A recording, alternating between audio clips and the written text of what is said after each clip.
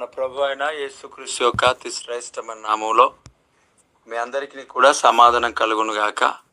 Amen. యెషయా గ్రంథము 43వ అధ్యాయంలో మొదటి వచనాన్ని నేను చదువుతున్నాను. మొన్న ఆల్రెడీ ఈ విషయాన్ని తెలియజేశాను. అలాగే దీంట్లో ఇంకో మాటను నేను చదవాలని ఇష్టపడతా ఉన్నాను దేవుని సన్నిధిలో. అయితే యాకోబు నిన్ను సృజించిన వాడగు యెహోవా ఇశ్రాయేలు నిన్ను నిర్మించిన వాడు ఇలాగ సెలవిస్తున్నాడు, నేను నిన్ను విమోచించి ఉన్నాను, భయపడకము, పేరు పెట్టి నిన్ను పిలిచి ఉన్నాను, నీవు నా సొత్తు. దేవుడికి స్తోత్రం. ఆమేన్. హల్లెలూయా. ప్రియ దేవుని బిడ్డలారా, ఇక్కడ మొన్న నిన్ను విమోచించి ఉన్నానని ప్రభువు సెలవిచ్చినట్లుగా ఈరోజు మరలా దేవుని యొక్క వాక్యము అదే వాక్య భాగంలో నుంచి మనం ధ్యానిస్తూ ఉంటున్నాం. అక్కడ ఆ మాట చెప్తున్నాడు, నేను పేరు పెట్టి పిలిచి ఉన్నాను, నీవు నా సొత్తు అని. దేవుడు ఎవరినైతే పేరు పెట్టి పిలిచాడో వారిని కాపాడుతాడు, వారిని రక్షిస్తాడు, వారిని దీవిస్తాడు, వారిని బలపరుస్తాడు. ఈ యొక్క ఉదయకాల సమయంలో నీ జీవితంలో దేవుడు పేరు పెట్టి పిలిచాడు. ఆయన నీ పేరు తెలుసు,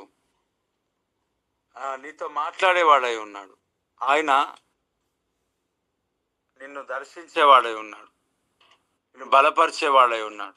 ప్రియ దేవుని బిడ్డలారా, దేవుని యొక్క వాక్యం సెలవిస్తూ ఉంది, పేరు పెట్టి నిన్ను నేను పిలిచి ఉన్నాను అని అంటున్నాడు. Praise the lord. కాబట్టి ఆయన పేరు పెట్టి పిలవటం అనేది చాలా ఆశీర్వాదం. ఆయన ఎవరిని పిలుస్తాడో వారిని కనికరిస్తాడు, ఎవరిని పిలుస్తాడో వారిని పోషిస్తాడు, ఎవరిని పిలుస్తాడో వారిని ఆశీర్వదిస్తాడు. పిలిచిన వారిని దేవుడు ఆశీర్వదించేవాడై ఉన్నాడు. ఈ యొక్క ఉదయకాల సమయంలో ప్రత్యేకంగా నీతో దేవుడు ఈ మాట సెలవిస్తుంటున్నాడు, నిన్ను నేను పేరు పెట్టి పిలిచి ఉన్నాను, నీవు నా సొత్తు అని ప్రభు మాట్లాడుతున్నాడు. అంటే దేవుడు నిన్ను పిలుచుకొని ఉన్నాడు. ఎక్కడి నుంచి పిలిచాడు అని అంటే భూదిగంతముల నుండి, దాని కొనాల నుండి ప్రభు పిలిచాడు.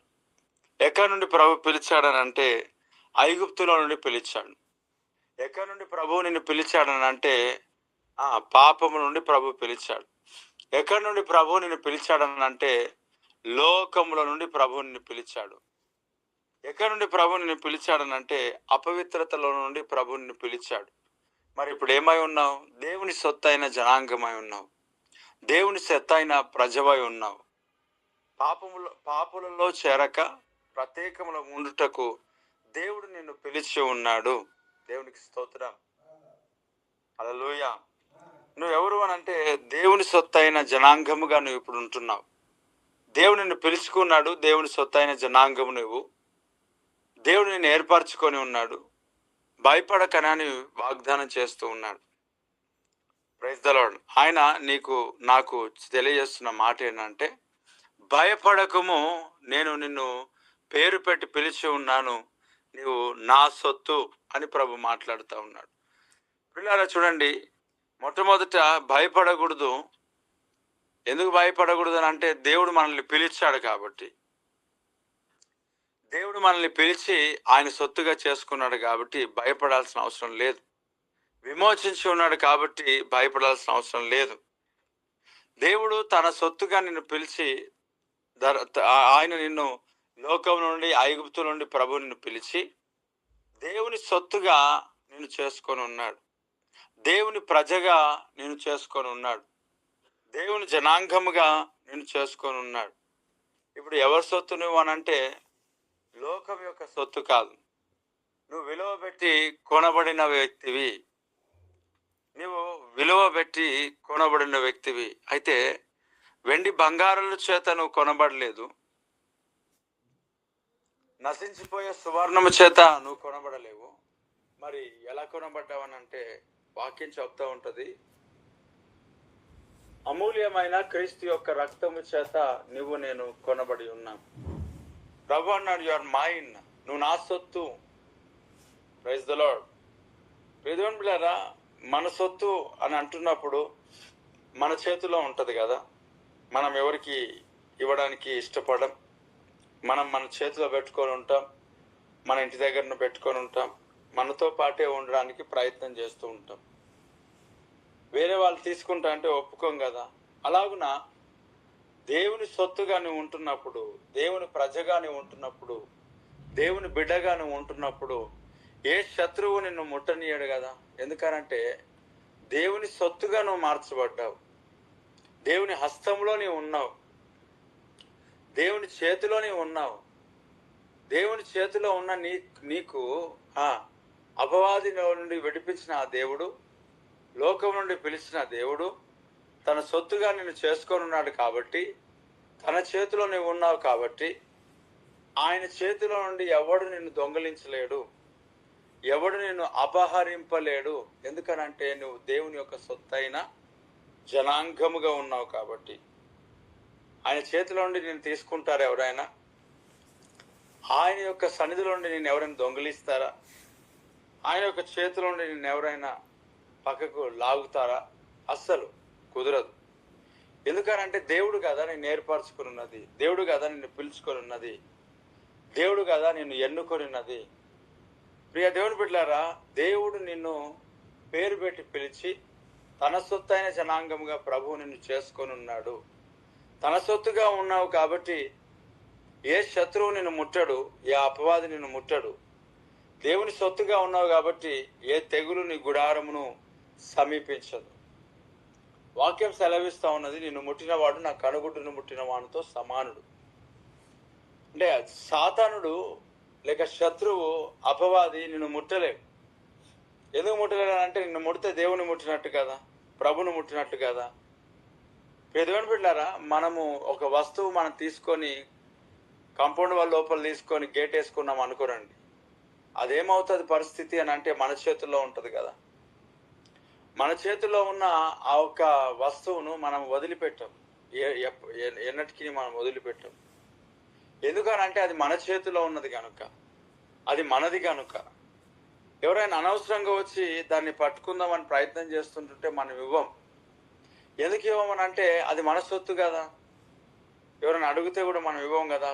మనకు ఇష్టమైన వస్తువు ఎవరు అడిగినా ఇవ్వం కదా. అలాగున అపవాదిగాడు నిన్ను కోరుకుందామని ప్రయత్నం చేసినప్పటికీ కూడా, నిన్ను దొంగిలిద్దామని ప్రయత్నం చేసినప్పటికీ కూడా అపవాదిగాడు నిన్ను ముట్టలేడు. ఎందుకనంటే నీవు దేవుని సొత్తుగా మార్చబడినావు. దేవుడు తన యొక్క మహాకృప చేత నన్ను ఏర్పరచుకొని ఉన్నాడు. దేవుని యొక్క తన మహత్యము గల కృపచేత దేవుడు మనల్ని తన సొత్తైన ప్రజగా నియమించుకొని ఉన్నాడు. కాబట్టి ఎవడు నిన్ను ముట్టలే, ఎవడు నిన్ను ముట్టడు కూడా. దేవుని సొత్తుగా ఉన్న ప్రజలను ఎవడు తాకలేడు, దేవుని బిడ్డలను ఎవడు కూడా ముట్టలేడు. దేవుని బిడ్డలారా, ఈరోజు ప్రభు చేతిలో ఉన్నావు. కృపగలిగిన దేవుని యొక్క హస్తంలో క్రిందట నువ్వు ఉన్నావు, ఆయన రెక్కల క్రిందట నువ్వు ఉన్నావు. ఏ శత్రువు నిన్ను ముట్టలేడు, ఏ అపవాది నిన్ను ముట్టలేడు, ఏ దురాత్మలు నిన్ను ముట్టలేవు. ధైర్యం తెచ్చుకో, నువ్వు దేవుని సొత్తైన ప్రజగానే ఉన్నావు. నువ్వు పిలువబడిన పిలుపుకు తగినట్టుగా ప్రవర్తించు. ఆయన నిన్ను పిలిచాడు, పేరు పెట్టి పిలిచాడు. దేవుడికి స్తోత్రం. ఎలా పిలిచాడంట? పేరు పెట్టి పిలిచాడు. నువ్వు నా సొత్తు అని అంటున్నాడు. దేవునికి మహిమ కలుగును గాక. ఆ దేవాది దేవుడు నువ్వు నా సొత్తు అంటున్నాడు. అంతే, నువ్వు నాకు సంబంధించిన వ్యక్తివి, నువ్వు నా వాడవు. దేవుడికి స్తోత్రం. పిల్లరా, కొన్ని సందర్భాల్లో ఇది ఒక సెలబ్రిటీ ఎవరైతే ఉంటారో వాళ్ళ తరఫున వచ్చారని అంటే, వాళ్ళు తీసుకొని వచ్చారు, వాళ్ళ త్రూగా వచ్చారని అంటే ఏం చేస్తారు చెప్పండి? వాళ్ళకు కూడా ప్రత్యేకమైన ట్రీట్మెంట్ ఇస్తారు. అనగా ప్రత్యేకంగా వారిని కూడా చూడడానికి ప్రయత్నం చేస్తారు. అలాగున నువ్వు నా సొత్తు అని ప్రభు చెప్పాడని అంటే, ప్రభు యొక్క మార్గంలో, ప్రభు నడుస్తున్న మార్గంలో నువ్వు ఉంటున్నావు కనుక ఆయన సన్నిధానంలో ఆయన నీకు లేక మనకు ఇచ్చిన ఈ పేరును బట్టి ప్రత్యేకత అనేది, ప్రత్యేకంగా చూడటం అనేది జరుగుతూ ఉంటుంది. ఎందుకనంటే మనం ఆర్డినరీ పర్సన్సే కాదు కదా. దేవుడు మనల్ని కొన్నాడు, పేరు పెట్టి ఆయన పిలిచి కొన్నాడు. Praise the lord. ఐగుప్తు నుండి ప్రభు మనల్ని పిలిచి కొన్నాడు, లోకం నుండి ప్రభు మనల్ని పిలిచి కొన్నాడు. కాబట్టి ఏ శత్రువుని ముట్టలేడు. ప్రభు ఈ మాటలు నా జీవితంలో ఫలభరితంగా మార్చునుగాక. ఆమెన్. నేనెందుకని నీ సొత్తుగా మారితిని, యేసయ్యా నీ రక్తము చే కడుగబడినందునా, నీ అనాది ప్రణాళికలో హర్షించెను నా హృదయసీ, నీ అనాది ప్రణాళికలో హర్షించెను నా హృదయసీమా. ఆహ నా ధన్యత, ఓహో నా భాగ్యము, ఏమని వివరింతును, ఏమని వివరింతు. ఆహా నా ధన్యత, ఓహో నా భాగ్యము, ఏమని వివరింతు, ఏమని వివరింతును. ఆహా నా ధన్యత, ఓహో నా భాగ్యము, ఏమని వివరింతును, ఏమని వివరింతును. ఆమెన్. మహోన్నతుడా, ఈ వాక్యం ప్రతి బిడ్డ జీవితంలో ఫలభరితంగా మార్చి మహిమ పొందుకోమని ముందున్న సమయాన్ని మీ చేతికి అప్పగిస్తూ స్తుతిస్తూ యేసు నామములో అడుగుచున్నాను తండ్రి, ఆమెన్.